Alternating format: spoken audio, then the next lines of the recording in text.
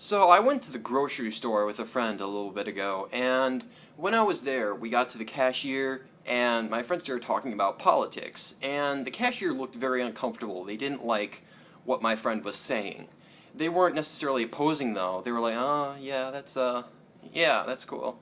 They weren't really going along with it, though, and that's really interesting because I was a cashier in the past, and when you're a cashier, you can't upset the customer. You're like the last thing that they see. And presuming that the store wants positive customer service, you have to basically make them happy. And I think a lot of people realize this and they abuse it.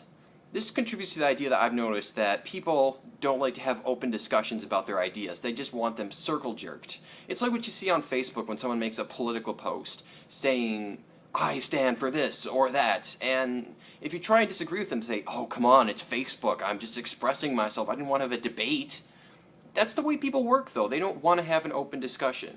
I remember when I was working, like, when I was a cashier, there was this one guy who came up, and he was talking about how California sucks, because that's where all the liberal hippies go, and it was just very weird. I didn't agree with anything he was saying, but I couldn't say that because I knew it would upset him.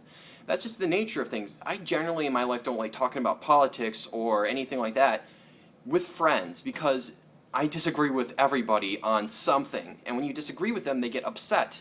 So I don't do it, right? But then why do you do it in a situation where they have nowhere else to go? It's like you have them trapped.